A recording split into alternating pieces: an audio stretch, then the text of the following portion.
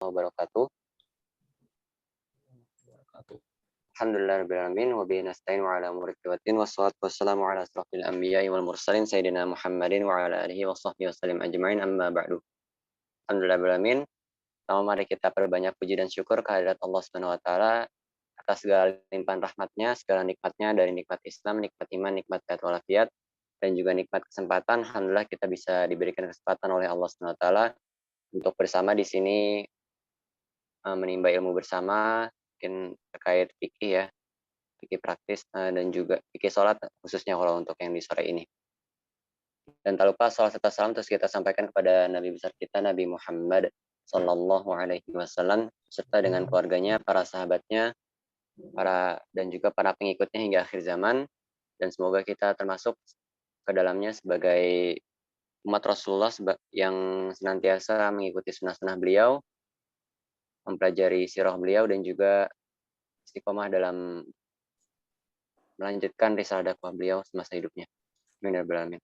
Oke, langsung saja kita mulai kajian kali ini dengan terlebih dahulu ucapkan ta'awudz dan dilanjutkan dengan Al-Fatihah. A'udzu billahi minasyaitonir rajim. Bismillahirrahmanirrahim. Alhamdulillahirabbil alamin. Arrahmanir rahim. Maliki yaumiddin. Iyyaka na'budu wa iyyaka nasta'in. Ihdinas siratal mustaqim. Siratal ladzina an'amta 'alaihim ghairil maghdubi 'alaihim waladdallin. Oke, alhamdulillah sudah ada Ustaz Syafri yang insya Allah akan menyampaikan materi tentang fikih sholat. Mungkin langsung saja kita mulai. Mungkin saya persilakan kepada Ustaz Syafri. Tafadhol Ustaz. Baik, terima kasih. Sebelumnya, saya ucapkan salam tahiyah Islam dulu. Assalamualaikum warahmatullahi wabarakatuh. Alhamdulillah wa syukran lahu wassalatu wassalamu ala sayyidina Muhammadin wa ala alihi wa ashabihi wa man tabi'ahum bi ihsanin ila yaumiddin. Subhanaka la ilma lana illa ma 'allamtana innaka antal alimul hakim. Rabbi shrah li sadri wa yassir li amri wahlul 'uqdatam min lisani yafqahu qawli.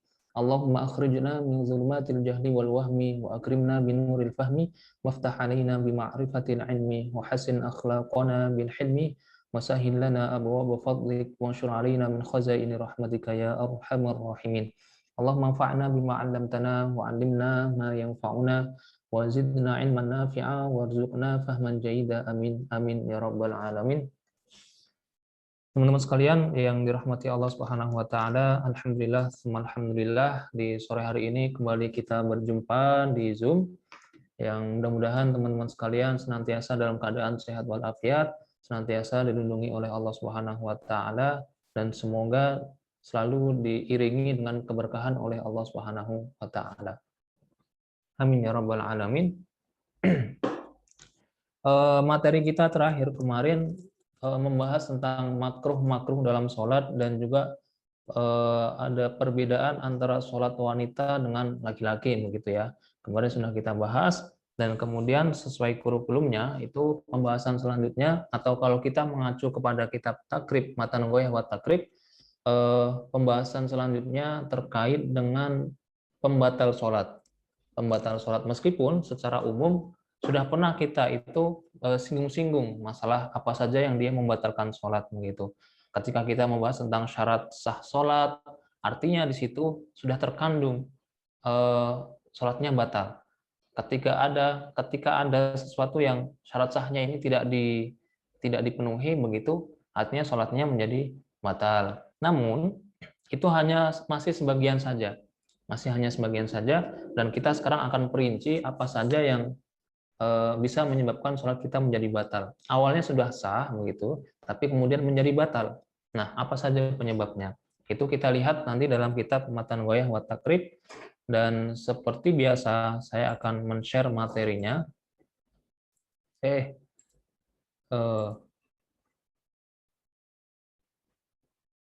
Nah ini.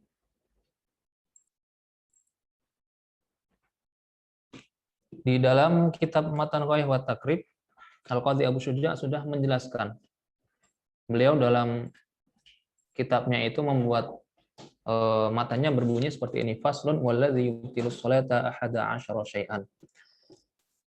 Bahwa yang membatalkan sholat itu ada ahada asyara. Ahad itu 1, asyara 10. Jadi kalau ahada asyara itu 11 gitu ya. Ada 11 perkara. Dalam kitab ini disebutkan seperti itu. Yang pertama al-kalamul amdu wal amalul katsiru wal hadatsu wa hudusun najasati wa inkishaful aurati wa taghyirun niyah wa istidbarul qiblah wal aklu wasyurbu wal qahqahatu war riddatu. Begitu cara bacanya. Faslun wallazi yubtilu as-salata ahada asyara syai'an. Jadi kalau teman-teman punya kitabnya dulu waktu saya masih nyantri gitu ya, kita ilmu bahasa Arabnya memang masih minim gitu. Tapi salah satu cara untuk belajar bahasa Arab ya dengan cara ngaji kitab seperti ini. Kalau masih minim pembendaharaan bahasa Arabnya apa saja begitu, nah caranya yang pertama dengan membuka kitab Arab gundul. Nah tugas kita ketika guru membacakan kita tinggal mengharokati begitu. Nah ini kalau teman-teman punya kitabnya, kitab Riwayah wa Takrib dan belum ada harokatnya, silahkan diharokatin. Nanti setelah diharokatin, dikasih terjemahannya satu persatu di bawah kalimatnya begitu. Ini tradisi yang sudah berkembang di pesantren manapun. Nah, ini saya bacakan ulang. Faslun walladzi yubtilus sholata ahada asyara syai'an. Al-kalamul amdu wal amalul katsiru wal hadatsu wa hudusun najasati wa inkishaful aurati wa taghyirun niyati wa istidbarul qiblati wal aklu wasyurbu wal qahqahatu war riddatu. Nah, ini ada 11. Terjemahannya tadi, yang membatalkan sholat ada 11 perkara. Apa saja itu? Nah, ini yang berwarna merah. Berwarna merah itu adalah terjemahan dari kitab Matan Riwayah wa Takrib yang 11 tadi itu. Yang pertama, al-kalamul amdu, berbicara dengan sengaja, itu bisa membatalkan sholatnya. Yang kedua, bergerak dengan gerakan yang banyak. Artinya, dikecualikan dari hal ini ketika gerakannya hanya sedikit saja, nah itu tidak bermasalah. Nah, cuma sekarang permasalahannya banyak dan sedikit itu ukurannya gimana gitu ya. Nanti insya Allah kita bahas. Yang ketiga adalah berhadas. Berhadas itu juga batal sholatnya. Yang keempat ada najis. Ada najis. Nah saya jadi teringat kemarin Syauqi itu bertanya, cuma saya belum menjawab, lupa. Nah terkait dengan najis ini ya. Nanti kita bahas insya Allah. Dan ada najis. Kemudian yang kelima terbukanya aurat, wangkisyaful aurati, itu terbukanya aurat, otomatis sholatnya batal. Tapi ada batasan-batasannya juga. Yang keenam adalah merubah niat. Ini kayaknya juga masuk pertanyaannya Syauqi kemarin ya, merubah niat. Iya, Ustaz. Ya, belum saya jawab, mohon maaf. Nanti karena kebanyakan yang dipertanyakan itu berkaitan dengan materi kita sekarang, meskipun ada yang Oh tidak iya, begitu. Dan saya baik, Ustaz. banyak menerima pertanyaan, jadi saya utamakan, wah ini pertanyaannya bisa saya sampaikan besok begitu. Ada yang pertanyaannya harus disampaikan segera, nah saya mengutamakan yang terlebih dahulu. Dan masih banyak draft pertanyaan yang belum saya jawab begitu. Jadi mohon maaf kalau jawabnya agak telat. Yang keenam adalah merubah niat. Yang ketujuh membelakangi kiblat. Itu juga membatalkan sholat. Yang kedelapan makan. Nah ini yang ketujuh kaitannya dengan ketika sholat di atas kendaraan begitu ya, di atas kereta, di atas pesawat, dan pernah kita bahas itu. Nah, awalnya menghadap kiblat, tapi apakah kemudian kereta itu selalu jalannya lurus aja begitu kan? Nah ini yang menjadi masalah. Bisa jadi awalnya mengarah ke kiblat, tapi kemudian membelok dari kiblat bahkan sampai membelakangi kiblat. Nah itu malah bisa membatalkan sholatnya. Itu kayaknya pernah kita bahas juga. Kemudian yang kedelapan makan. Yang kesembilan minum. Lagi sholat kok makan, batal. Atau sebelum sholat dia makan. Cuman ketika sholat masih ada sisa-sisa makanan yang tersimpan di mulutnya. Ketika sholat kemudian itu ketelan, dia telan gitu makanannya. Nah itu bisa membatalkan sholat. Tapi kalau tahu dia ada makanan di mulutnya, kemudian ketika sholat dia membiarkannya di mulut atau malah mengeluarkannya begitu, mengeluarkan makanan dari mulutnya, itu tidak batal. Tapi kalau malah ditelan itu batal. Minum juga sama, lagi sholat kok minum, nah jelas batal. Yang ke-10 tertawa. Tertawa bisa membatalkan sholat, tapi apakah tersenyum bisa membatalkan sholat? Nah nanti kita bahas insya Allah. Yang ke-11 murtad. Ini paling bahaya, paling gila gitu ya. Lagi sholat, dia itu sholat niat usolli fardhu zuhri, saya sholat mengerjakan sholat fardhu zuhri. Di akhirnya lillahi ta'ala, hanya untuk Allah Subhanahu wa taala. Namun ketika sholat kok tiba-tiba dia murtad, kepikiran, wah saya udah nggak percaya sama Allah, saya nggak bersama Rasulullah, Rasulullah bukan nabiku. Wah, udah murtad itu kan namanya sudah agamanya, keislamannya sudah hilang, sholatnya pun otomatis menjadi batal gitu. Ini yang ke-12, 13, 14 itu tidak dituliskan oleh Al-Qadhi Abu Syuja dalam kitabnya Matan Ghaiyah wa Takrib, namun digenapkan, dilengkapi oleh ulama Syafi'iyah yang lainnya, yaitu mendahului imam. Nah, itu makanya kami buatkan fontnya hitam, karena ini tidak tertulis dalam Matan Ghaiyah wa Takrib, namun kalau kita mengkaji kitab fikih lebih banyak lagi akan kita temukan mendahului imam itu termasuk membatalkan sholatnya. Nah, ini banyak terjadi juga di kita gitu ya. Sholat jamaah ternyata makmumnya mendahului imam, bahkan dengan sengaja mendahului imam, otomatis menjadi batal sholatnya. Yang ke-13 ketinggalan imam. Ketinggalan imam ini ada batasannya.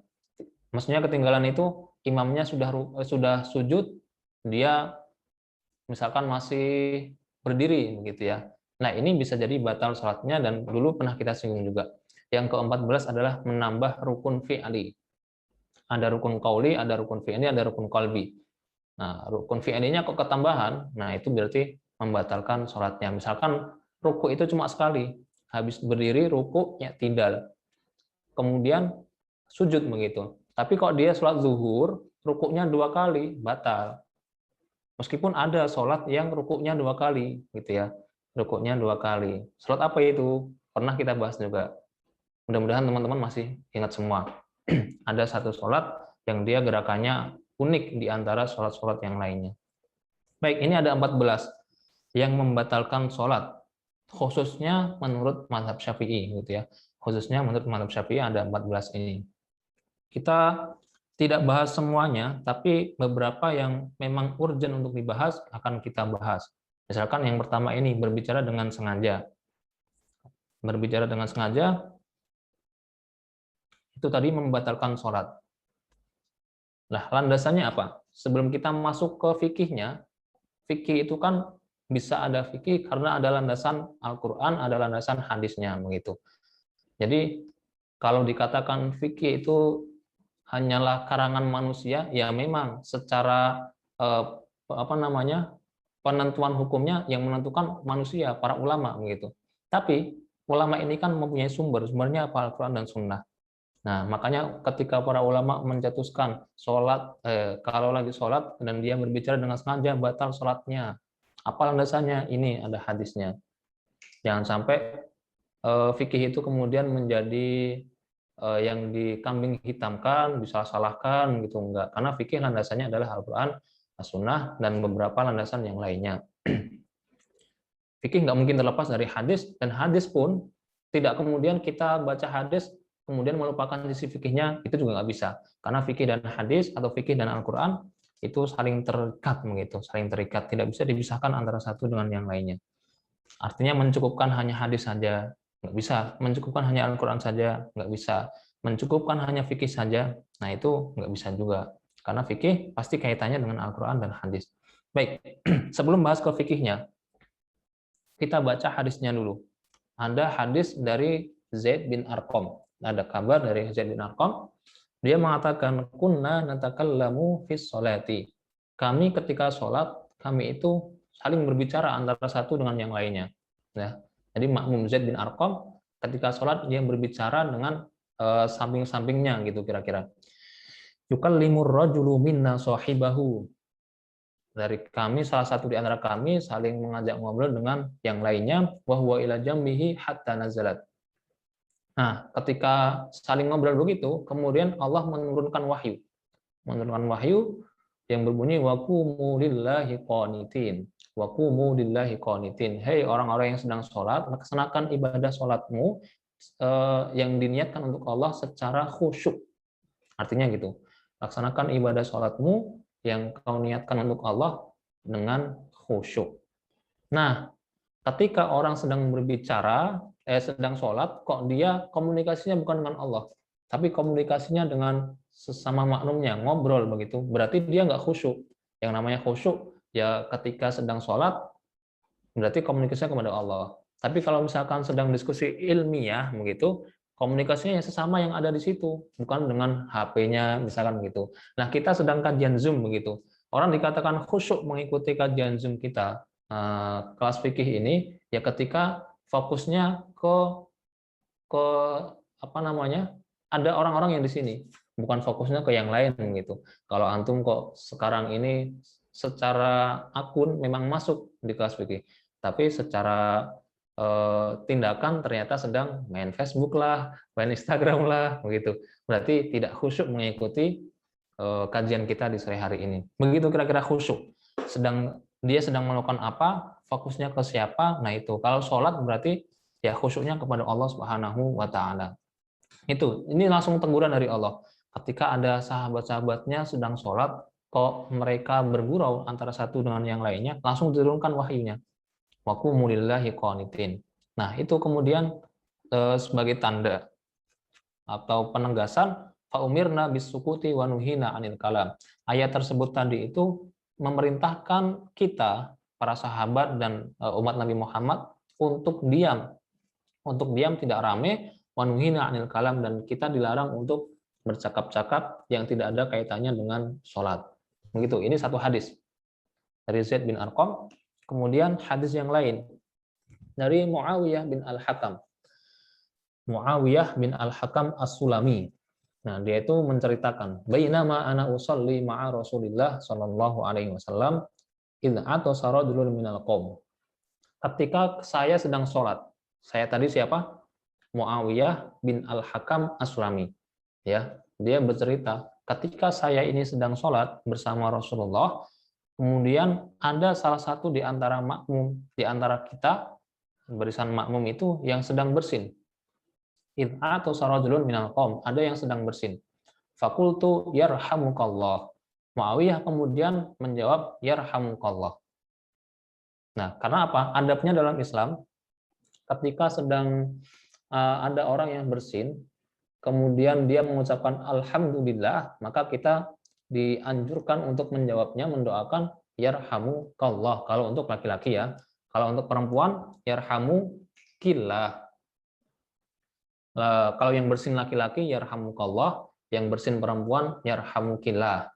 Kalau yang bersin 3 orang barengan, misalkan ada 3 orang barengan bersinnya, itu bagaimana cara kita mendoakan? Ada yang tahu nggak? Ini bahasa Arab dasar. Barangkali teman-teman sudah belajar kalau ini. Ada 3 orang bersin bareng-bareng, kemudian ketiganya sama-sama mengucapkan alhamdulillah. Kita yang mendengarkan dianjurkan untuk mendoakan. Bagaimana cara mendoakan mereka? 3 orang yang bareng-bareng itu. Yarhamukumullah, Ustaz. Yarhamukumullah. Nah, ya betul, yarhamukumullah. Kalau ada 3 orang bareng-bareng bersinnya dan mereka mengucapkan alhamdulillah ya.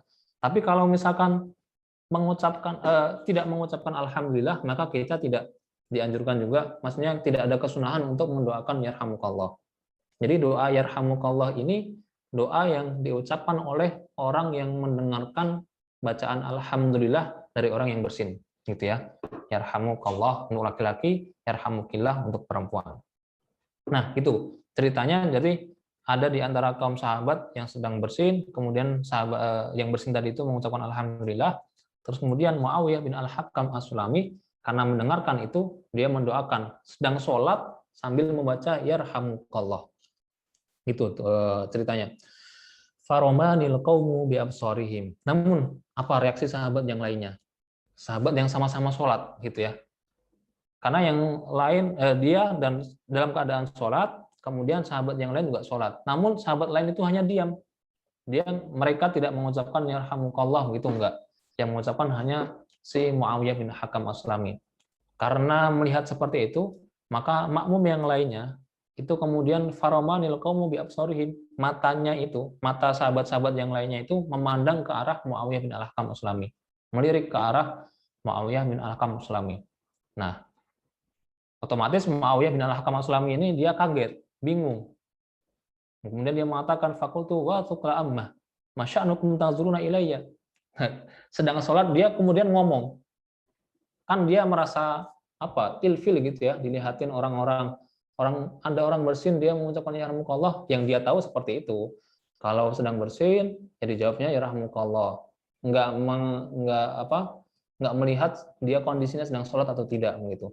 Nah ini sedang sholat kok ya rahmukallah, kemudian dipelototin oleh sahabat-sahabat yang lainnya, dia bingung. Kemudian mengatakan sedang sholat wasukla ammah masya'nukum tanzuruna ilayya, ngapain kalian woi gitu ya. Wasukla ummah itu ya kalau kita bahasakan kita itu bahasa kitanya ya woi gitu. Masya'nukum tanzuruna ilayya, kenapa kalian melihat kepadaku dengan pandangan yang seperti itu?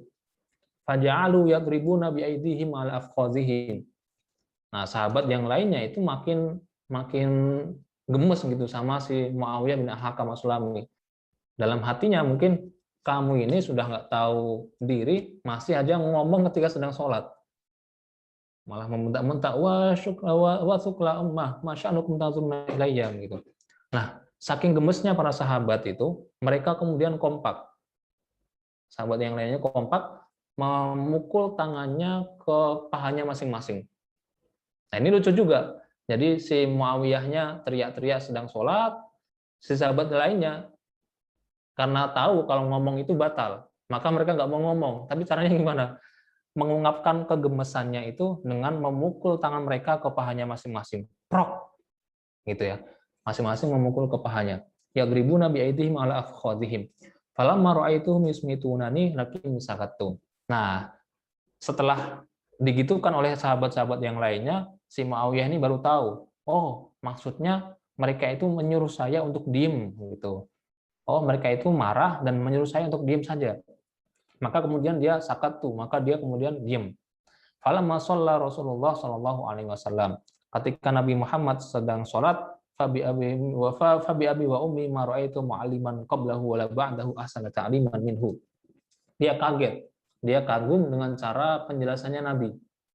Nabi itu ketika menasehati Muawiyah bin Al-Hakam As-Sulami bukan dengan melototkan matanya, bukan dengan memukul pahanya begitu, bukan dengan tindakan-tindakan yang aneh-aneh, tapi Nabi itu cara menasihatinya dengan cara yang lembut, dengan cara yang elegan gitu ya, dengan cara yang elegan. Bagaimana itu kesannya dari Muawiyah bin Al-Hakam? Fawallahi ma kaharani intaharani. Nabi Muhammad itu ketika menasihati saya bukan dengan cara yang sinis gitu ya, bukan cara yang sinis. Wala dorobani, Nabi Muhammad juga tidak dengan cara memukul saya. Wala syatamani, dan cara menasihatinya bukan dengan mengejek saya, dengan mencemooh saya gitu, enggak. Itu bukan cara Nabi Muhammad menasihati saudaranya. Tapi Nabi Muhammad hanya mengatakan, qala inna hadhihi sholata la yaslu fiha syai'un min kalamin nas. Bahwa ketika sedang sholat itu tidak sah, tidak boleh untuk mengucapkan perkataan manusia. Yang boleh diucapkan adalah perkataannya Allah Subhanahu wa taala. Apa itu? Al-Qur'an.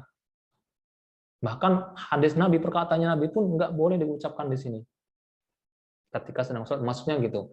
Nah, perkataan Nabi yang arahannya bukan terkait dengan sholat, itu nggak boleh dikatakan. Misalkan gini, Nabi kalau berkata,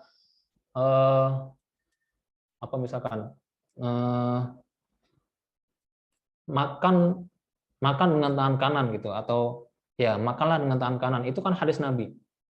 Kemudian sedang sholat kok mengucapkan hadis itu, nggak boleh. Tapi kalau hadisnya terkait dengan sholat, misalkan doa-doa dalam sholat, di mana doa ini terkandung dalam hadis Nabi, ya itu boleh. Tapi itu kan ada kaitannya dengan sholat. Sedangkan makan, minum, itu kan nggak ada kaitannya dengan sholat, maka nggak boleh. Jadi nggak semua hadis Nabi boleh diucapkan dalam sholat. Tapi kalau Al-Quran, nah itu boleh diucapkan dalam Al-Quran. Bukan hanya boleh, tapi memang ada yang harus diucapkan dari Al-Quran. Misalkan Al-Fatihah, itu kan wajib dibaca ketika sholat. Maka Nabi itu cara menasihatinya seperti itu. Sholat ini tidak boleh, kalau sedang sholat, jangan membaca selain dari kalam Allah. Misalkan kalam manusia itu nggak boleh dibaca ketika sholat. Innama hiya tasbihu. Karena dalam sholat itu unsur bacaannya terdiri diantaranya dari tasbih, bacaan tasbih, kemudian takbir, bacaan takbir, wa qiraatul Quran, dan membaca Al-Quran. Nah, begitu cara Nabi menasihatinya.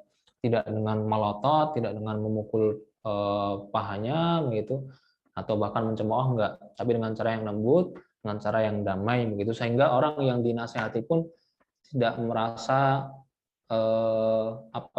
terlecehkan, gitu, enggak.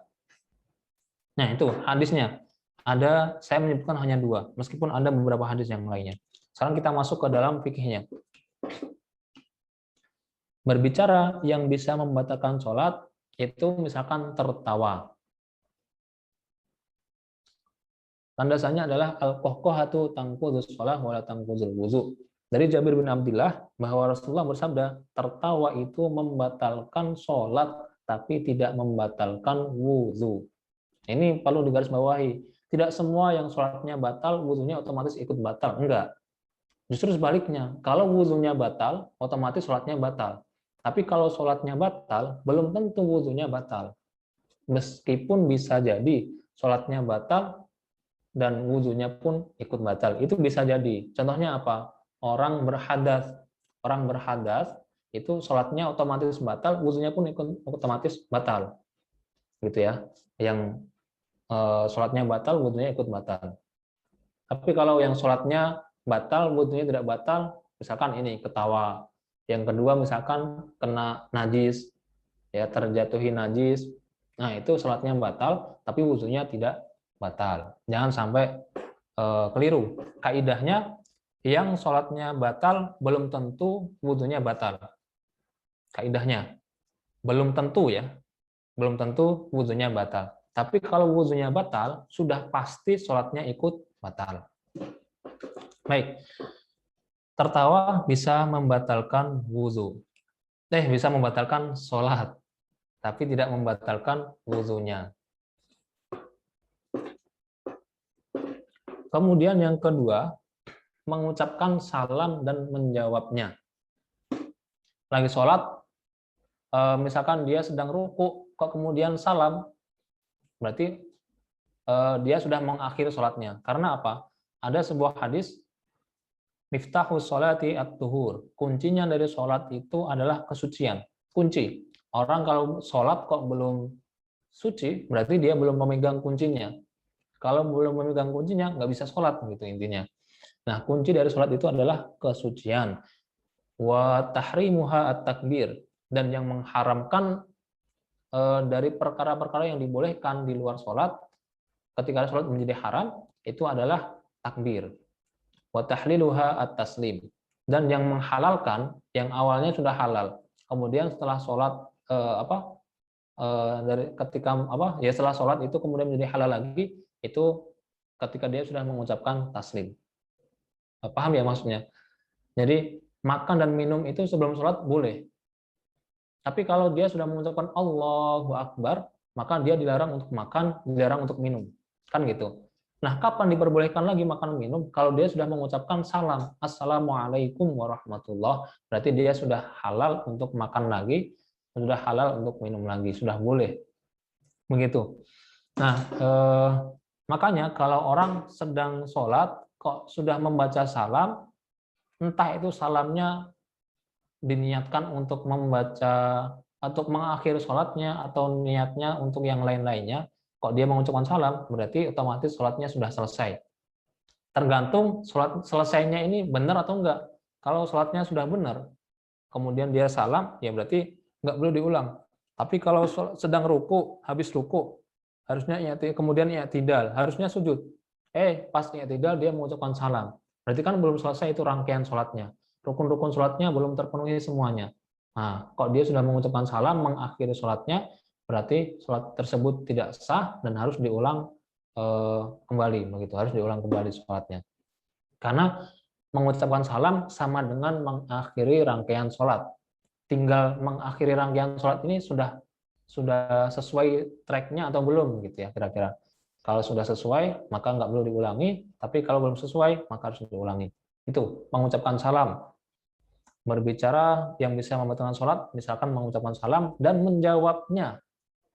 Nah, kita sedang sholat. Kemudian ada orang ketuk pintu.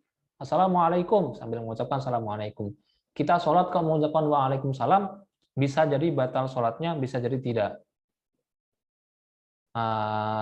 Kalau yang misalkan membaca Waalaikumsalam ini untuk memberitahu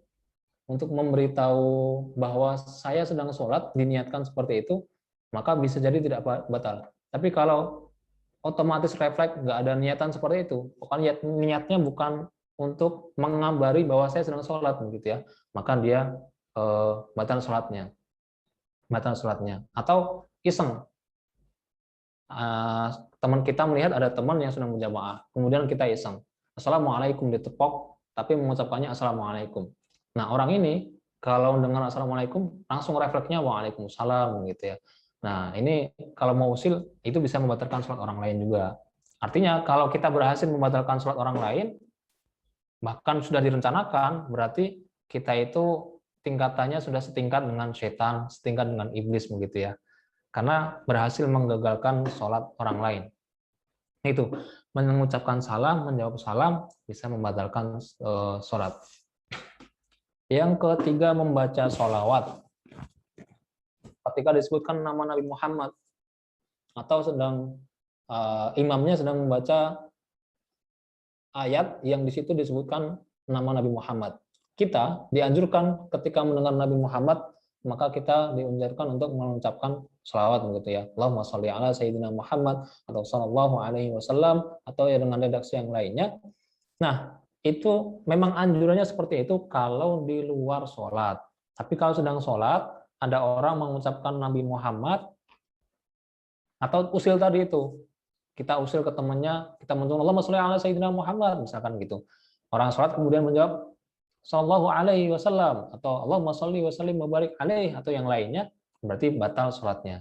Karena dia membaca sholawat. Tapi kalau membaca sholawatnya itu di tempatnya, misalkan ketika sedang tahiyat, kan ada bacaan kita sholat kepada Nabi Muhammad. Nah, itu kan berarti membaca sholawat di tempatnya. Sedang sholat, tapi membaca sholawatnya di tempatnya ketika tahiyat, maka nggak batal. Justru itu adalah rukunnya kita membaca sholawat kepada Nabi. Yang selanjutnya adalah mendoakan orang bersin. Tadi yang kisahnya Muawiyah tadi itu mendoakan orang bersin, yarhamukallah. Itu bisa membatalkan sholatnya. Yang selanjutnya mengucapkan shadaqallahul azim.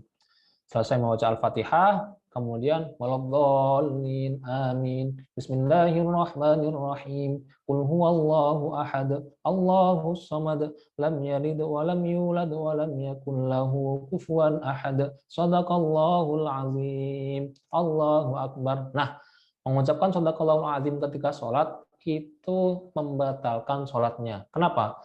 Shadaqallahul azim itu bukan bacaan Al-Qur'an. Juga tidak ada landasan hadisnya, begitu. Makanya ini diperdebatkan, orang ketika ngaji ya di luar sholat, sedang ngaji, kok membaca shadaqallahul azim, apakah diperbolehkan? Pembacaan Al-Qur'annya nggak ada, landasan hadisnya nggak ada, begitu.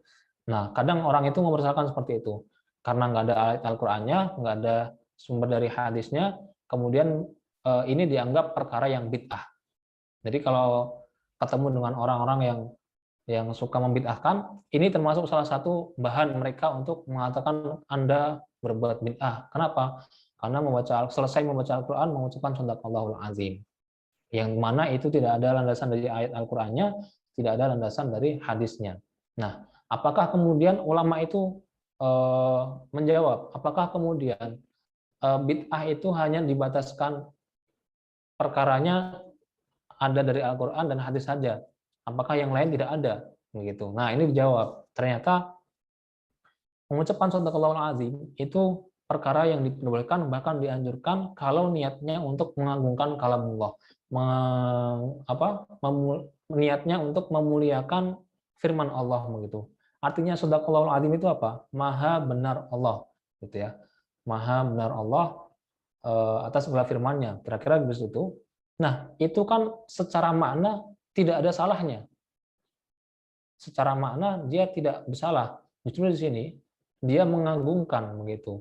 Dan dia tidak menganggap Shadaqallahul Azim adalah bagian dari Al-Quran dan bagian yang dianjurkan, disuruh secara spesifik oleh Nabi, itu enggak. Dia enggak mengatakan seperti itu, tapi niatnya untuk memuliakan sesuatu yang memang benar-benar mulia, yaitu kalamullah Al-Quran.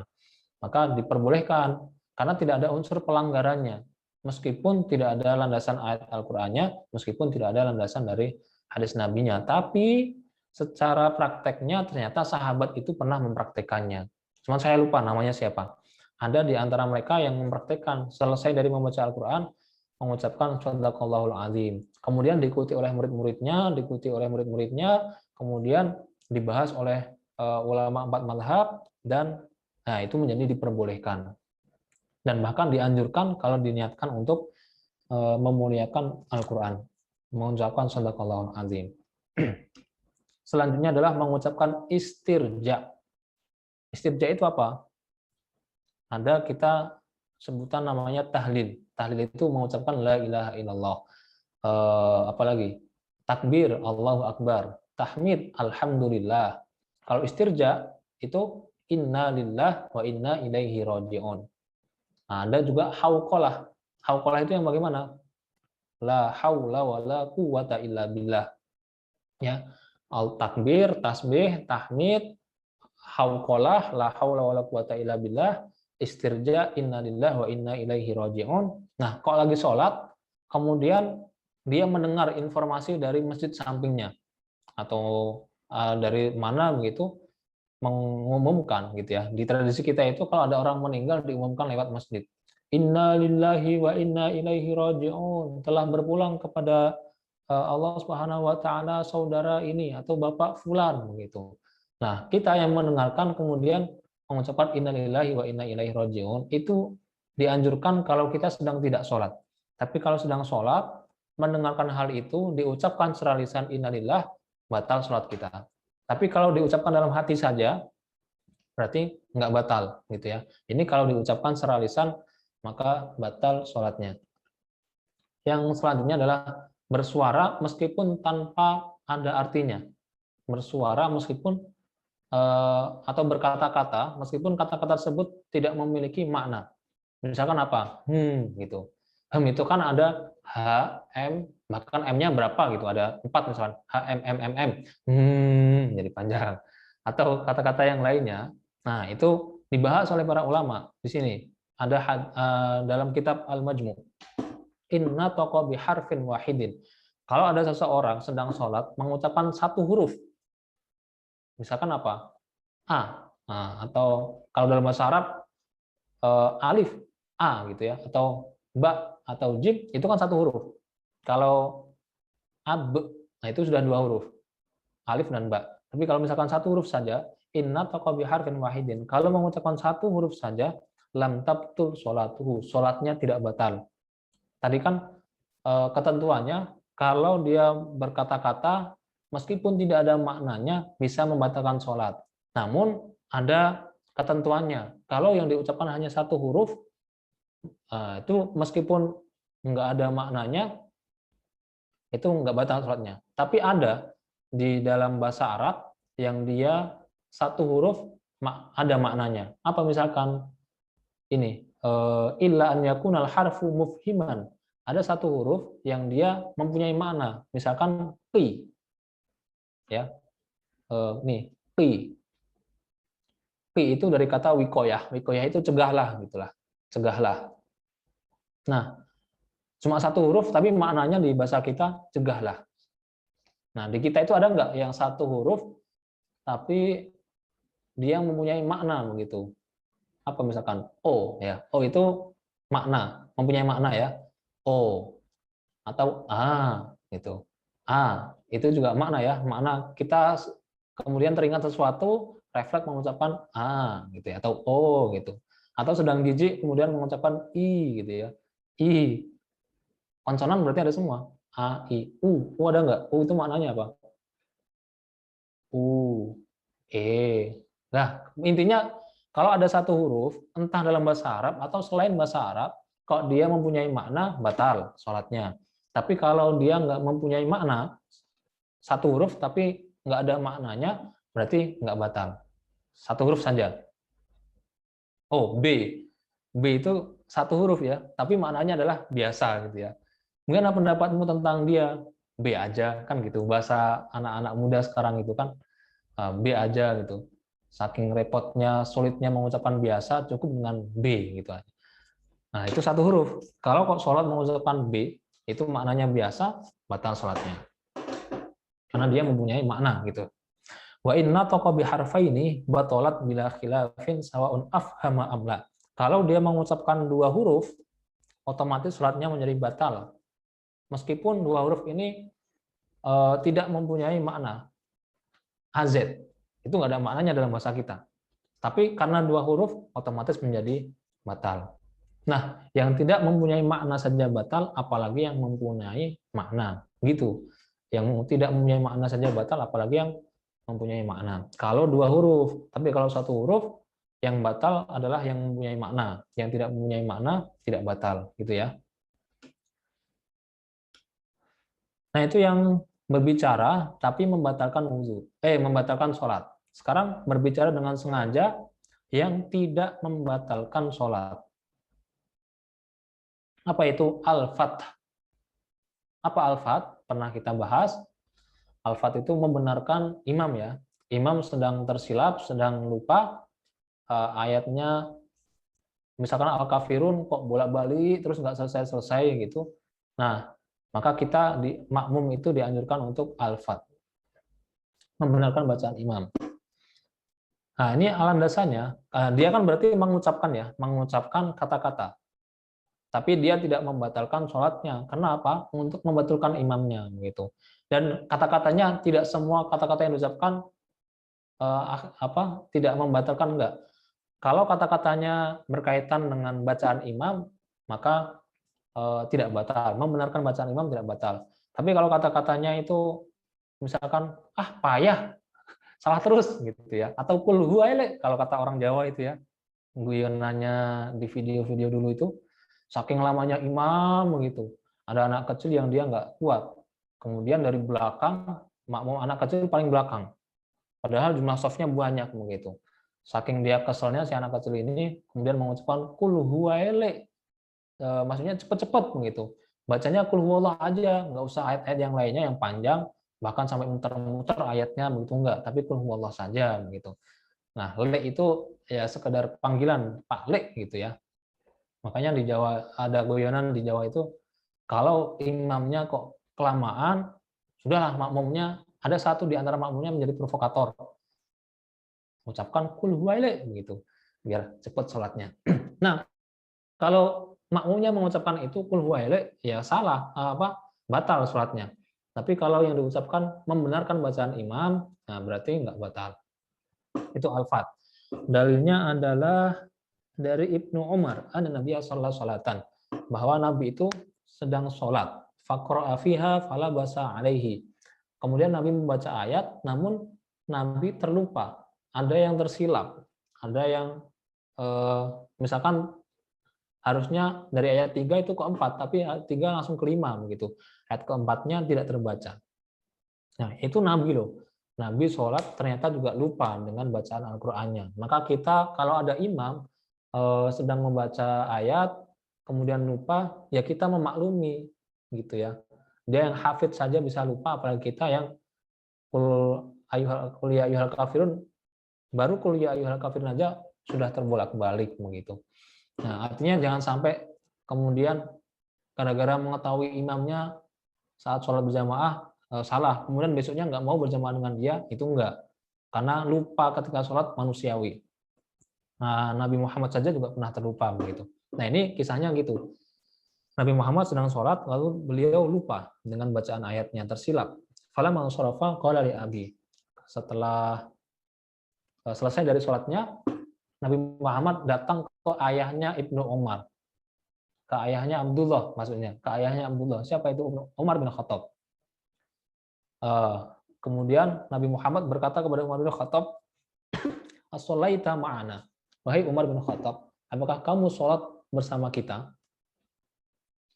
Qala na'am. Umar bin Khattab mengatakan, iya, kami sholat bersama Anda bersama antum wahai Nabi Muhammad. Qala fama mana'aka. Nabi Muhammad kemudian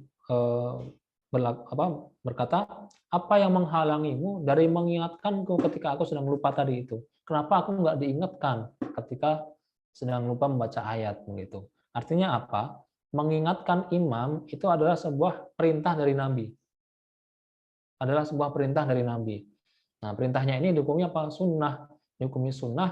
Kalau imamnya sedang terlupa, kita sebagai makmumnya dianjurkan untuk mengingatkan imamnya. Entah salah bacaannya atau kalau bacaan kan hukumnya sunnah ya, ketika bukan Al-Fatihah. Tapi kalau imamnya salah Al-Fatihah, misalkan ihdinas siratal ladzina an'amta alaihim, seperti kasusnya teman saya yang sudah sering saya ulang-ulang gitu ya. Ihdinas siratal ladzina an'amta alaihim. Nah, itu kan salahnya di surat Al-Fatihah. Maka makmum wajib untuk membenarkan karena kesalahannya terletak di perkara yang hukumnya rukun. Tapi kalau kesalahannya terletak di hukumnya sunnah, maka mengingatkannya pun juga hukumnya sunnah. Itu al-fat. Nah, jadi al-fat itu sebuah anjuran dan itu perintah dari Nabi Shallallahu Alaihi Wasallam. Dan itu tidak membatalkan sholatnya seseorang yang membatalkan tersebut. Kemudian yang kedua, al-fat itu caranya dengan at-tasbih lirijal. Kalau laki-laki dengan mengucapkan tasbih, kalau perempuan dengan menepuk tangan ya, bertepuk tangannya. Kemarin sudah kita bahas cara menepuknya tidak sembarangan, tapi ada tata caranya, yaitu telapak tangan kanan telapak kanan dalam itu ditempel ke telapak luar kiri gitu. Cara al-fatnya. Baik. Yang kedua, berbicara yang tidak membatalkan sholat atau mengucapkan kata-kata yang dia tidak membatalkan sholat kalau kata-kata yang diucapkan adalah tentang doa. Dan itu ada tempatnya. Ada tempatnya. Tidak semua di gerakan sholat bisa diucapkan doa-doa gitu. Enggak. Ada tempat-tempatnya. Nah, melafalkan doa, ini ada ada hadisnya. Aqrabu ma yakunul 'abdu min rabbih 'azza wa jalla wa huwa sajid fa'aktsirud du'a. Posisi paling dekat antara seorang hamba dengan Tuhannya yaitu ketika dia sedang sujud. Maka perbanyaklah doa pada waktu sujud. Nah, sujudnya mau di dalam sholat, di luar sholat, tetap dianjurkan untuk memperbanyak sholat. Memperbanyak doa. Memperbanyak doa. Makanya kalau sedang i'tidal, tidak boleh membaca doa selain bacaan i'tidal. Karena apa? I'tidal itu rukun yang qasir ya, rukun yang pendek dan bacaannya tidak neko-neko, sudah bacaannya itu aja. Tapi kalau misalkan rukun yang panjang seperti sujud, itu rukun yang panjang, durasinya bisa diperlama. Tidak hanya mengucapkan bacaan sujud saja, tapi ditambah dengan doa-doa yang lainnya, itu malah sebuah keanjuran ya, anjuran untuk kita lakukan gitu ketika sedang sholat. Nah, yang kedua, ada hadis juga, inni nuhitu an aqra al-Qur'an raki'an. Dari Ali radhiyallahu anhu. Dia mengucapkan, saya dilarang untuk membaca Al-Qur'an ketika dalam posisi ruku', au sajidan, dan juga ketika dalam posisi sujud. Ruku' dan sujud itu dua rukun yang panjang. Tapi di situ tidak boleh diucapkan bacaan Al-Qur'an. Fa'azimu fihi rabbu. Nah, ketika kalian ruku dan ketika fa'amar ruku fa'azimu fihi rabbu. Ketika kalian ruku, maka agungkanlah Tuhanmu begitu ya, dan mengucapkan subhana rabbiyal azimi wa bihamdihi begitu. Wa ammas sujud fajtahidu fid du'a. Tapi kalau kalian sedang sujud, maka bersungguh-sungguhlah untuk berdoa. Dalam posisi sujud, bersungguh-sungguhlah dalam mengucapkan doa, melakukan doa, fakumna an yustajaba lakum. Karena posisi seperti itu adalah posisi yang mustajab doanya, yang dikabulkan doanya begitu. Orang berdoa sambil posisi sujud itu doa yang mustajab. Akan dikabulkan oleh Allah Subhanahu wa taala. Nah, itu dari Ali bin Abi Thalib radhiyallahu anhu. Ada juga kalau doanya ini diucapkan ketika sedang berdiri atau mendengarkan bacaan yang lainnya. Misalkan ini dijelaskan dalam Al-Adhkar Imam Nawawi. Yusannu likulli man qara'a fi sholati. Disunnahkan bagi setiap mereka yang sedang membaca di sholatnya. Au ghairiha, atau di luar sholat. Idza marra bi ayati rahmatin an yas'alallaha ta'ala min fadlih. Kalau dia sedang membaca ayat-ayat yang berkaitan dengan rahmat Allah. Ya, dia sedang membaca ayat-ayat yang berkaitan dengan rahmat Allah, maka dianjurkan untuk berhenti sejenak dan dia mengucapkan doa, meminta kepada Allah supaya diberikan rahmat tersebut. Ya, kalau yang dibaca adalah ayat-ayat yang terkait dengan rahmat Allah. Wa idza marra bi ayati 'adzabin an yasta'idza bihi minan nar. Kalau yang dibaca atau yang dia sedang mendengarkan ayat-ayat, baik dia membaca atau mendengarkan ya ayat-ayat yang berkaitan dengan azab, maka kemudian dia berdoa kepada Allah supaya dihindarkan dari azab tersebut. Ini kita seperti itu. Au min azab au minasyarr, atau ketika membaca ayat-ayat yang berkaitan dengan keburukan, maka kita berdoa supaya dijauhkan dari keburukan tersebut. Membaca tentang pokoknya kejelekan begitu ya. Entah itu neraka, entah itu siksa, azab, entah itu keburukan-keburukan yang lainnya, maka kita kemudian berdoa supaya dijauhkan dari hal itu. Berdoanya setelah membaca ayatnya. Oh yaqul Allahumma inni as'alukal afiyah. Misalkan kalau sedang membaca ayat rahmat, dia membaca Allahumma inni as'alukal afiyah begitu. Wa idza marra bi ayati tanzihin lillahi subhanahu wa ta'ala, kalau sedang membaca ayat yang maknanya adalah sedang mensucikan Allah, mensucikan atau mengesahkan Allah, mensucikan Allah, maka kita dianjurkan untuk mengucapkan subhanahu wa ta'ala, mengagungkan Allah subhanahu wa ta'ala, atau tabarakallahu rabbul alamin, atau mengucapkan tabarakallahu rabbul alamin gitu ya. Itu kalau ayatnya terkait dengan pensucian Allah, mengesahkan Allah gitu, itu yang dibaca kita subhanahu wa ta'ala atau tabarakallahu rabbul alamin, atau jallat azamatu rabbina. Pokoknya bacaan-bacaan atau doa-doa yang intinya sedang mengagungkan Allah. Misalkan gini, itu dalam wa yustahabbu likulli man qara'a. Misalkan ada ayat alaihissallahu bi ahkamil hakimin. Itu surat apa ya? Alaihissallahu bi ahkamil hakimin. Surat Atin. Atin ya. Wattini waz-zaituni wa turi sinin wa hadzal baladil amin. Laqad khalaqnal insana fi ahsani taqwim thumma radadnahu asfala safilin innal ladzina amanu wa 'amilus solihati falahum ajrun ghairu mamnun fama yukadzibuka ba'du biddin alaysallahu biahkamil hakimin. Nah, kalau kita membaca ayat itu atau kita mendengarkan ayat itu, kita dianjurkan untuk mengucapkan bala wa ana 'ala dzalika minasyahidin. Bala wa ana 'ala dzalika minasyahidin. Atau ayat yang lain. Alaysa dzalika biqadirin 'ala ayyuhyiyal mauta. Ini ada di surat Al-Qiyamah di juz 29.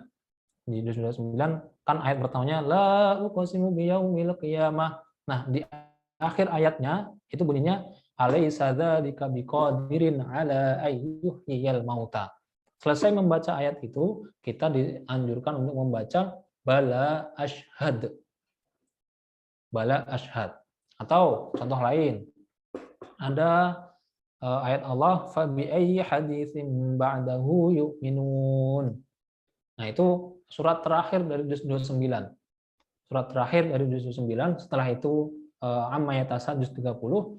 Kalau kita membaca fa bi ayyi haditsin ba'dahu yu'minun, maka kita dianjurkan untuk membaca kemudiannya amantu billah. Amantu billah. Atau ketika Jumatan, imam itu membaca al-a'la. Sabbihisma rabbikal a'la. Ayat pertamanya. Sabbihisma rabbikal a'la. Maka makmumnya itu mengucapkan subhana rabbiyal a'la.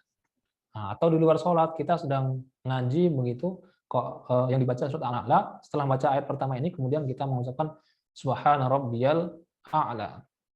Wa yaqulu hadza kulluhu fi sholati wa ghairiha.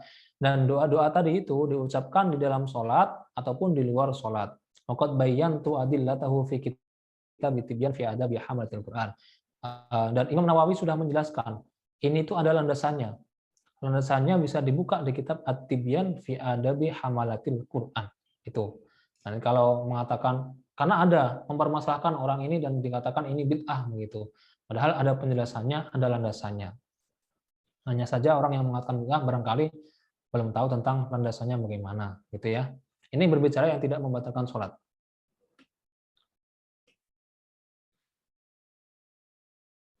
Nah, dipertegas dalam kitab Al-Majmu', Imam Nawawi mengatakan al-kalamun mubtilu lis-sholati. Perkataan yang membatalkan sholat huwa ma siwal Qur'an, yaitu selain Al-Qur'an, wa zikr dan zikir, wa doa dan doa, wa nahwiha dan yang semacamnya. Fa ammal qira'atu wa dzikru wa doa. Adapun kalau membaca ayat Al-Qur'an atau sedang berzikir atau membaca doa, wa nahwiha wa nahwuha fa tabtul shalah. Maka sholatnya tidak batal bila khilafin indana, yang mana itu tidak ada perdebatan di kalangan ulama Syafi'iyah. Nah, permasalahan selanjutnya adalah jika dia berbicara yang sebenarnya membatalkan sholat, tapi dia mengucapkannya tidak disengaja, maka tidak batal. Latah gitu ya, dia latah. Nah itu maka tidak membatalkan sholatnya. Atau lupa, itu juga tidak membatalkan sholatnya. Intinya tidak dilakukan secara sengaja, maka tidak batal sholatnya. Dijelaskan dalam kitab Kifayatul Akhyar fi halli ghayatil ikhtisar. Jadi kalau lupa atau tidak disengaja, latah begitu, itu tidak membatalkan sholatnya. Atau fi ma'nahu al-jahil bitahrib liqurbi ahdihi bil Islam. Atau dia karena nggak tahu ilmunya karena baru masuk Islam. Belum lama masuk Islamnya, jadi ilmunya belum banyak yang terkait dengan sholat begitu. Nah dia nggak tahu seperti itu, maka juga tidak batal, jahil. Sekarang, nah itu yang pertama ya. Tadi selesai, kita berbicara yang ada yang bisa membatalkan sholat, ada yang tidak membatalkan sholat. Masuk yang kedua, pembatalan sholat yaitu bergerak yang banyak, tapi jam 5:30. Barangkali sampai sini dulu. Kalau mau ada yang didiskusikan, silakan.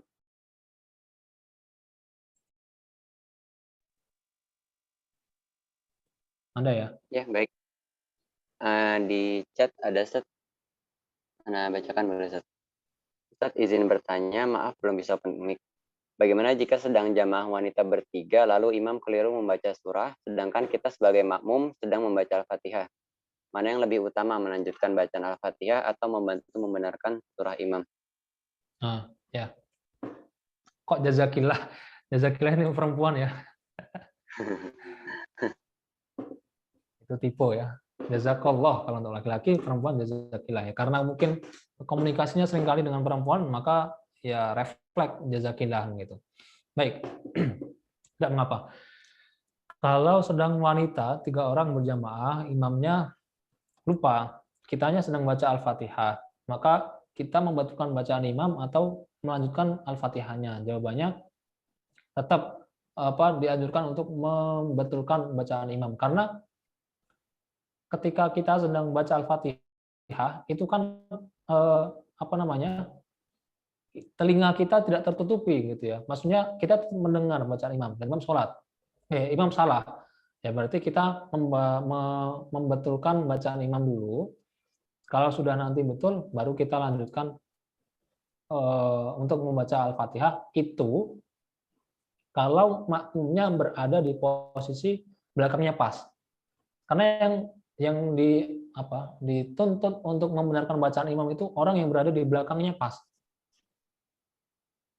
Nah, sekarang kalau 3 orang, misalkan posisinya satu di kanan, satu di kiri, berarti yang dituntut untuk membenarkan itu yang kanan, gitu ya, yang kanan. Tapi kalau posisinya di belakang, berarti yang di belakangnya pas itulah yang dituntut untuk membenarkan bacaan imam. Makanya kalau sedang sholat jamaah, kok posisi yang paling tengah itu sebenarnya posisi yang digunakan untuk orang kalau nanti imamnya lupa atau meninggal dunia, tiba-tiba meninggal dalam sholat gitu. Padahal dia nggak pernah meninggal, tapi ketika jadi imam kok dia meninggal gitu ya. Ya iyalah meninggal sekali aja. meninggal beberapa kali mati suri ya. Nah, sedang sholat jadi imam meninggal dunia. Maka yang menggantikan itu posisinya yang berada di posisi paling belakangnya pas. Bukan yang di kanan, bukan yang di kiri.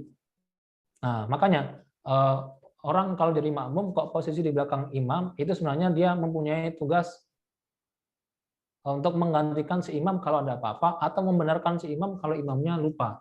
Bukan semua jamaah. Jamaahnya ada 5 shaf.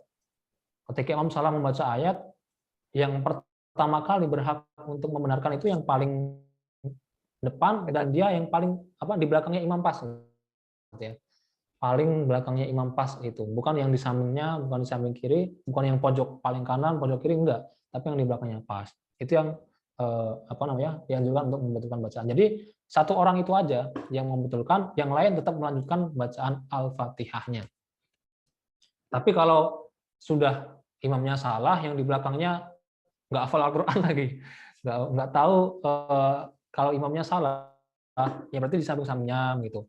Nah, itu cara-cara dalam mengingatkan imamnya. Tidak semena-mena, tidak semua orang bisa membetulkan bacaan imam. Itu. Ya, wallahu a'lam bishawab. Ustadz mau nanya, yang tadi Ya. masih bingung kalau yang di belakangnya nggak betulin, jadi yang betulinnya siapapun gitu? Yang di samping-sampingnya? Oh, sampingnya imam. Ya, jadi kalau dia posisi di shaf 2, tahu diri dulu. Jangan langsung membenarkan. Membenarkannya bukan dengan suara yang keras maksudnya. Tetap membaca gitu ya, tapi dengan suara yang pelan. Nah, yang bersuara keras itu yang paling belakang imam pas. Kalau yang belakangnya juga nggak tahu, samping-sampingnya begitu. Jadi urut gitu ya, urut-urutannya gitu. Artinya kalau kita belakang paling makmum, ya sudah, nggak usah berteriak-teriak begitu, nggak usah teriak-teriak, karena di depan-depan kita mereka yang lebih berhak untuk membetulkan bacaan imam.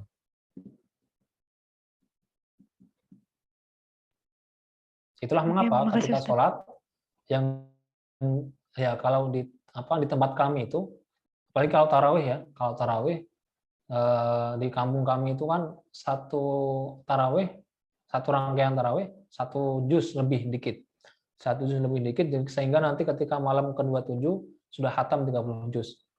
Nah, yang imam hafid, yang di belakangnya pun juga hafid, dan yang hafid itu 3 orang, tengah, samping kanan, samping kiri, itu hafid semua. Yang lain tidak bisa menduduki posisi ini. Karena apa? Ya sedang tarawih, rawan imamnya itu lupa, gitu ya, rawan lupa. Nah, yang membetulkan ya sesama hafidnya itu. Makanya kalau hafid ada teman yang hafid, utamakan dia di imam. Kalau misalkan ada 2 hafid, ya sudah, hafid yang satu dari imam, yang satu di belakangnya pas gitu. Kita yang nggak hafid, jangan di tengahnya pas. Nanti takutnya ketika imamnya lupa, kita yang harusnya dituntut untuk membenarkan malah nggak bisa apa-apa gitu.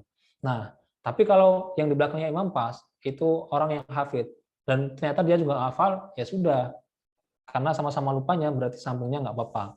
Artinya keutamaan posisi tengah itu ya diutamakan orang-orang yang dia mempunyai keutamaan dalam hal Al-Qur'annya, dalam hal kefasihannya gitu.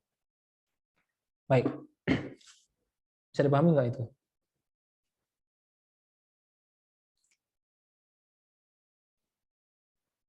Bisa, Ustaz. Ya. Alhamdulillah.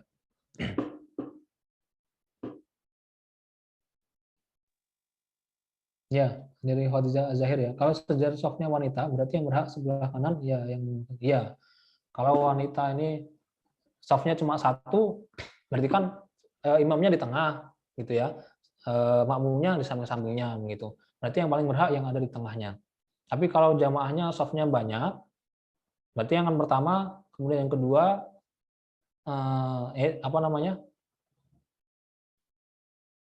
kok yang pertama lupa semua, berarti yang kedua paling tengah, atau yang kedua pertama ini softnya ternyata orangnya memang nggak ada yang hafal Quran. Yang hafal Quran ada di soft kedua, karena ketika iqomat yang hafizah ini belum nyampe seperti itu. Jadi yang mengisi soft pertama orang-orang yang hafal Al-Quran. Maka yang kedua hafal Al-Quran semua. Yang dianjurkan untuk membenarkan pertama kali yang saf nomor 2 yang paling tengah, yang paling di belakangnya imam gitu ya. Yang paling berhak untuk membenarkan bacaannya si imam tadi. Itu bisa dipahami nggak ya? Bisa ya? Ini kalau kondisinya posisi saf pertama ternyata nggak ada yang hafidhoh. Yang kedua, hafidhoh semua. Nah, otomatis yang saf pertama nggak bisa membetulkan. Yang membetulkan saf kedua. Nah, di antara saf kedua itu yang paling berhak, yang paling tengah dulu. Gitu. Wallahu a'lam bishawab.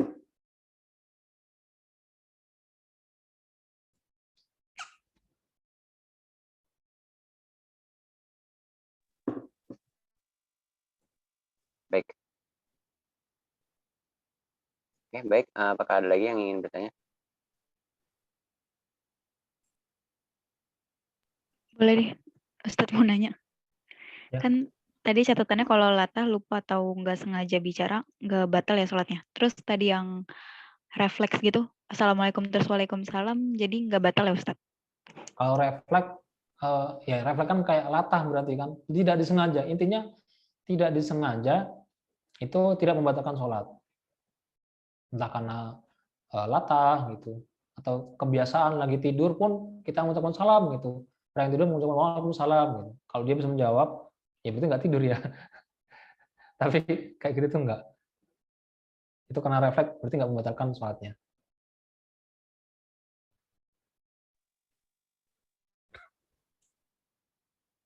Kalau Oke, lupa, makasih Ustadz. latah begitu, lupa latah atau nggak tahu karena baru likur bi'ahdihi bil Islam tadi kan gitu. Karena baru masuk Islam, belum lama masuk Islamnya, itu dimaafkan. Oke, baik. Saya ingin bertanya, Sat. Mungkin tadi Ya. konfirmasi kalau anak ketinggalan, Afwan, Sat. Tadi kalau untuk yang orang yang bersin berarti dia tidak perlu mengucapkan hamdalah, ya, Sat? Atau masih boleh, Sat? Kalau selain bersin gimana? Orang yang bersin, Sat, apa dia boleh mengucapkan hamdalah atau tidak, Sat? Oh, lagi sholat. Iya, lagi sholat, lagi sholat. Nah, Oke. Kalau lagi sholat, kemudian dia bersin, abang mau mengucapkan alhamdulillah, jawabannya enggak. banget. Tidak usah, Sat. Kalau lagi sholat enggak mengucapkan alhamdulillah. Kenapa? Alhamdulillahnya tidak terkait dengan sholat. Tapi bersinnya dilakukan ketika sholat begitu. Nah, makanya kalau bersin sedang sholat, dia nggak mengucapkan alhamdulillah. Tapi kalau di luar sholat, sunnahnya mengucapkan alhamdulillah bagi orang yang bersin. Ya, Baik, Sat. wallahu a'lam bishawab. Nah, mungkin satu lagi, Sat. Kalau misalnya orang lagi nguap ya, dia nggak bisa nahan nguapnya. Terus kadang kan kalau orang nguap tuh ada kayak ada suara gimana ya? Nah, Itu berarti ngebatalin juga, Sat. ya, baik. Nah, Ada dibahas dalam kitab yang saya bawa ini. Kelihatan nggak? Yang saya bawa itu dijelaskan bahwa perkataannya itu bisa dalam keadaan apapun.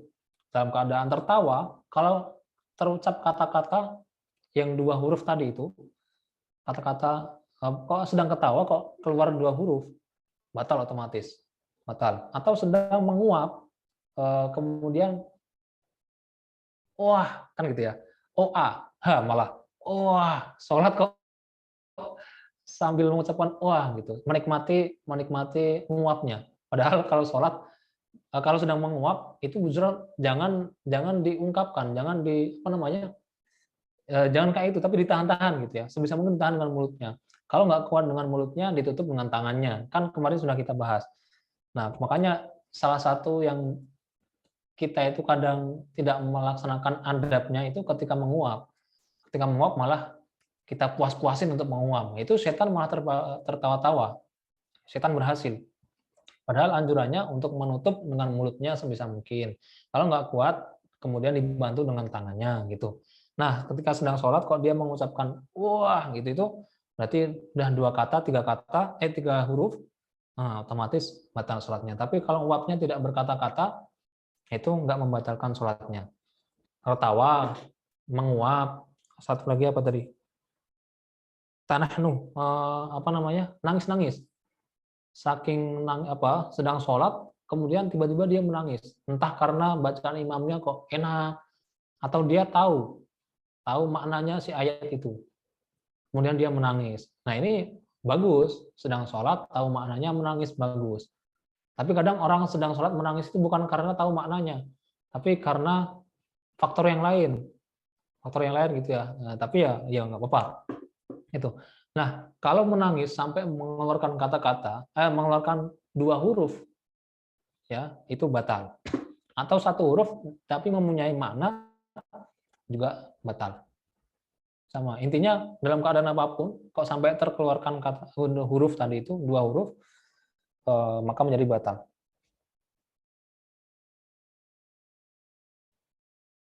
Ya. Atau sama ini dijelaskan wa kadan nafkhu minal fam awil fang awil anfi. Apa namanya? Ini namanya apa? Meniup entah dari mulutnya atau dari hidungnya. Dan itu kalau sampai keluar huruf, saya nggak kebayang bagaimana cara meniup keluar huruf.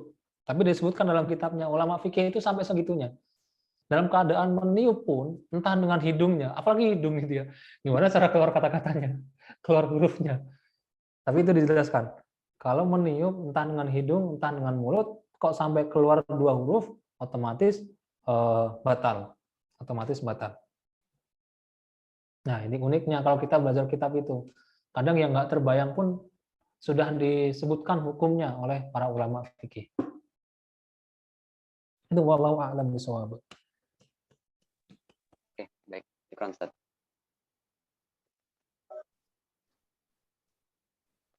Baik. Apa ada lagi yang ingin bertanya? Ustadz boleh izin tanya? Ya, fadhol. Ada 2 sih ingin saya tanyakan. Yang pertama terkait doa tadi, apakah hanya berlaku saat sujud saja ya? Mungkin saya kelewat. Atau boleh pada saat di yang lainnya? Karena saya juga pernah pernah mendengar sekilas gitu seorang imam. Jadi setelah dia membaca walat dolin, dia berbisik Robbi Firli seperti itu Ustadz. Baru amin gitu kan. Itu sih. Ya. Lalu yang kedua terkait membetulkan bacaan imam Ustadz. Apakah boleh kita membetulkannya itu maksudnya nunggu imamnya salah dulu, atau karena pernah kejadian itu imam itu dia sebenarnya nggak lupa Ustadz, tapi diam sejenak ngambil napas, tapi makmumnya udah sibuk membetulkan kayak gitu. Itu apakah makmumnya istilahnya batal sholatnya gitu kan, karena kan dia tidak dalam tujuan membetulkan imam. Seperti itu Ustadz. Ya. Baik. Yang pertama, apakah doa ini diucapkan dalam sujud saja atau tempat lainnya? Jawabannya ada di tempat lainnya. Misalkan tadi itu seperti walabdallin, Rabbighfirli, dalam redaksi asarnya ada asar. Itu bukan dari Nabi, tapi dari sahabat Nabi atau tabiin, saya lupa. Ketika mengucapkan ghairil maghdubi 'alaihim waladdallin, kemudian Rabbighfirli, berdoa Rabbighfirli, amin, cuma Rabbighfirli. Tapi kemudian ada ulama yang lain menambahkan Rabbighfirli wa liwalidayya gitu ya. Ampunilah saya dan kedua orang tua saya. Itu dalam mazhab Syafi'i diperbolehkan untuk diucapkan. Hanya saja ini kayaknya pernah kita bahas deh. Ketika kita masuk dalam hal rukun yang membaca Al-Fatihah. Jadi di dalam satu kitab itu dijelaskan anjuran untuk membaca Rabbighfirli ini bukan berlaku untuk semuanya, tapi berlaku untuk siapa yang membaca Al-Fatihahnya. Kalau imamnya waladdallin, makmunya jangan mengucapkan Rabbighfirli. Yang mengucapkan Rabbighfirli itu hanya si imam saja. Si makmunya amin. Nah, tapi nanti ketika imam baca surat, kemudian makmum kan setelah waladdallin, makmum membaca Al-Fatihah. Nah, ketika makmum selesai waladdallin, baru dia mengucapkan Rabbighfirli gitu. Jadi Rabbighfirli ini diucapkan bagi mereka yang selesai membaca, bukan selesai mendengarkan. Selesai membaca Al-Fatihahnya. Itu dijelaskan dalam kitab saya lupa ya, Syekh Nawawi kalau nggak salah, Syekh Nawawi Al-Bantani atau ulama lain saya agak lupa. Tapi itu pernah kita bahas begitu. Jadi Rabbighfirli ini diucapkan bagi mereka yang membaca Al-Fatihahnya. Kalau seimam yang baca Al-Fatihah berarti imamnya membaca Rabbighfirli, makmumnya cukup nanti mengucapkan amin gitu ya, amin. Nah, itu tempatnya bisa itu tadi. Rabbi fili kan berarti doa. Kemudian ketika imam baca ayatnya berkaitan dengan rahmat, makmum yang mendengarkan membaca doa supaya diberikan rahmat tersebut, itu boleh juga, meskipun dalam sholat. Nah, tadi kan sudah kita bahas. Artinya apa? Membaca doa tidak hanya dalam posisi sujud, namun posisi sujud itu yang paling utama gitu ya, karena doa yang diucapkan dalam posisi sujud itu posisi yang mustajab. Ada enggak tempat lain gitu? Ada. Ketika tahiyat, selesai tahiyat kita baca doa. Kan kalau kita mengikuti rukun-rukunnya, kalau hanya rukunnya yang dibahas, setelah tahiyat selesai, sholawat, membaca sholawat, Allahumma sholli ala Muhammad, gitu ya. Kemudian nanti salam, ya, assalamualaikum warahmatullah. Nah, kalau rukunnya seperti itu, tapi kan di antara satu rukun dengan rukun yang lain ada sunnah gitu ya. Nah, di antara rukun tadi itu ada kesunahan untuk membaca doa juga. Sebelum nanti salam dianjurkan kita untuk membaca doa. Doa yang dianjurkan misalkan doa Allahumma inni a'udzubika min azabil qabri wa min azabin nar wa min fitnatil mahya wal mamat wa min fitnatil masiihid dajjal. Itu riwayat yang ma'tsur yang dianjurkan oleh Nabi, ada landasannya dari hadis Nabi. Tapi boleh juga selesai doa itu baca doa yang lainnya yang tidak dianjurkan Nabi pun boleh. Intinya berdoa kepada Allah diperbolehkan dalam posisi sebelum salam, itu diperbolehkan juga. Nah, maknanya doa tidak hanya dalam sujud, tapi dalam keadaan yang lain bisa saja. Asalkan itu rukun-rukun yang panjang, bukan rukun yang pendek. Rukun yang pendek itu apa? Posisi sedang ruku gitu ya. Posisi i'tidal itu kan rukun pendek, maka dia tidak boleh baca doa, tidak boleh baca yang lainnya juga. Kita baca yang memang yang harus dibaca pada saat i'tidal, pada saat dulu di antara dua sujud, itu rukun pendek. Nah, maka dia nggak boleh membaca selain bacaan tersebut. Baik, gitu ya. Wallahu a'lam bishawab.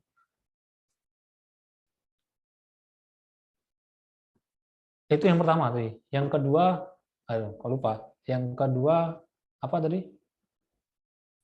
Tentang ini Ustadz, membetulkan bacaan imam. Tapi kan kadang imam tuh ya. belum tentu lupa gitu, hanya yang jeda nafas doang. Ya. Membetulkan bacaan imam sebenarnya itu nanti masuk di kapan ya? Kita ada pembahasan itu, tapi kita bahas sekarang. Membetulkan bacaan imam ada adab-adabnya, ada tata caranya. Ketika imam salah, kita lihat dulu apakah salahnya ini ada kemungkinan imam langsung membetulkan sendiri atau nggak bisa gitu. Bukan langsung dipotong begitu, enggak. Artinya membetulkan bacaan imam menunggu dulu, tidak langsung gitu, menunggu dulu keadaannya. Nah, menunggu dulu. Misalkan gini, ketika tadi contoh teman saya, ihdinas siratal ladzina an'amta 'alaihim. Nah, dia kan berhenti. Ketika dia berhenti, kita baru membetulkan ihdinas siratal mustaqim begitu. Bukan ketika ihdinas siratal ladzina an'amta, dia masih mau membaca 'alaihim dulu. Tapi langsung ada makmum membetulkan. Enggak seperti itu. Tunggu sampai selesai baca dulu, baru membetulkan bacaan mana yang salah.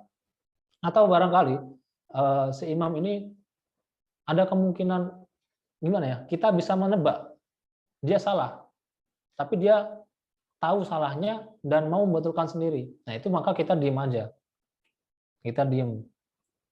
Itu yang tahu ya. Orang-orang hafid itu biasanya tahu lah.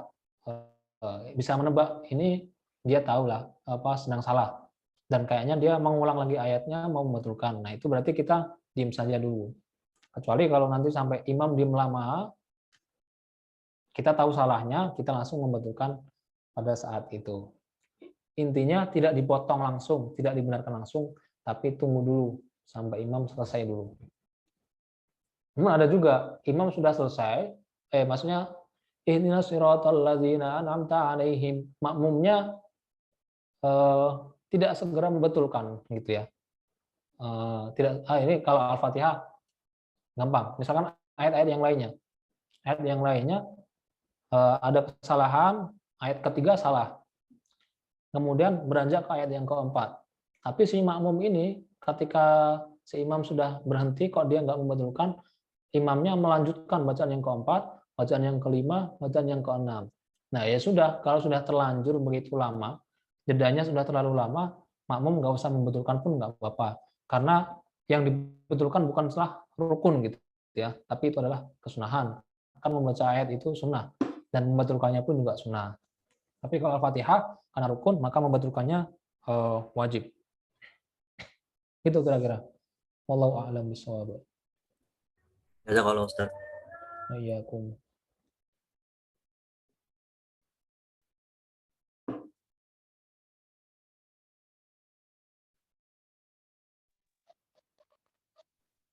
Oke, baik, alhamdulillah.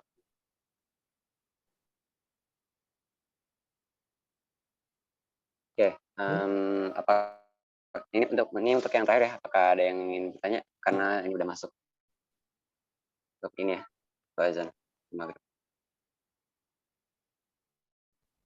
Oke, sepertinya sudah Boleh tidak ada ya. nanya satu? Kita Boleh. cukupkan saja ya, Ustaz. Oh, ada satu lagi. Masih yang Iya, boleh tentang terakhir. salam sih. Mungkin tadi kurang nyimak. Jadinya kalau yang saat ada yang salam terus lagi sholat, kan tadi boleh kecuali boleh dengan niat mengabarkan bahwa kita lagi sholat. Itu lebih afdol diem aja atau mengabarkan jawab dengan kita lagi sholat gitu? Gimana? Mohon maaf, diulang. Misalkan lagi sholat terus ada yang datang terus salam, terus kan tadi menjawab salam boleh dengan niat, kalau mengabarkan bahwa kita lagi sholat, lebih afdol diem aja atau mengabarkan kayak gitu ya Ustaz? Afdolnya? Iya. Afdolnya dia bukan menjawab salamnya, tapi memperkeras bacaannya. Memperkeras bacaannya atau misalkan gini, dia sedang keadaan ruku gitu ya. Nah, kemudian ada orang tok, Assalamualaikum. Nah, kita mengucapkan bacaan kita, tapi dengan suara yang keras. Allahu Akbar, kan sedang ruku ini. Allahu Akbar. Atau ketika sedang i'tidal, ya berarti kita mengucapkan Sami Allahu liman hamidah. Gitu. Nah, itu kalau dibandingkan dengan salam, bagusnya yang ini. Memperkeras bacaannya. Oke, makasih Ustadz. Berarti tadi Ya, agak sedikit salah nyatet gitu. Makasih Ustadz. ya sama-sama.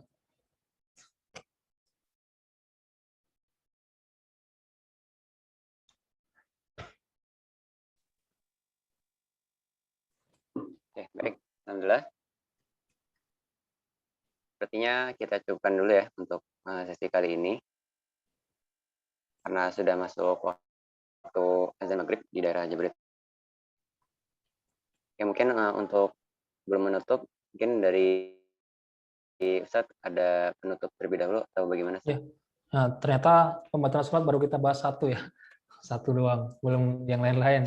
Bahkan yang terkait dengan pertanyaannya Ahmad Syauqi malah belum saya terjawab. Nanti insya Allah saya jawab di chat aja. Insya Allah nanti saya jawab di chat. Baik, masih satu, jadi masih ada beberapa, kalau tadi jumlahnya 14, tapi saya kan tidak membahas semuanya begitu. Masih ada beberapa yang belum kita bahas secara rincinya. Mudah-mudahan nanti di lain waktu bisa kita bahas secara rincinya begitu.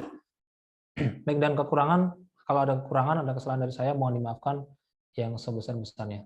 Baik, kami kembalikan ke moderatornya. Silakan. Oke, baik.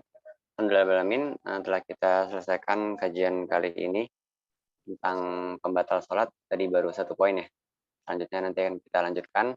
Saya ucapkan jazakallah khair kepada Ustaz Jafri yang telah menyampaikan materi dan sharing ilmunya. Semoga ini bisa kita terapkan dan jadi ini ya, benar-benar ingat bahwa ini beberapa tadi yang berbicara dengan sengaja, dengan yang tadi rinciannya sudah diberitahu, itu semoga kita jadi paham, dan ketika sudah tahu maka kita sudah harus untuk ini ya, menerapkannya, karena ini bisa membatalkan sholat kalau berbicara dengan sengaja. Oke, kita cukupkan kajian kita kali ini dengan terlebih dahulu beristighfar. Astagfirullahaladzim, astagfirullahaladzim, astagfirullahaladzim. Lalu kita menggunakan dengan doa kafaratul majelis. Subhanaka Allahumma wa bihamdika asyhadu an la ilaha illa anta astaghfiruka wa atubu ilaik. Oke, saya tutup. Wassalamualaikum warahmatullahi wabarakatuh. Waalaikumsalam warahmatullahi wabarakatuh.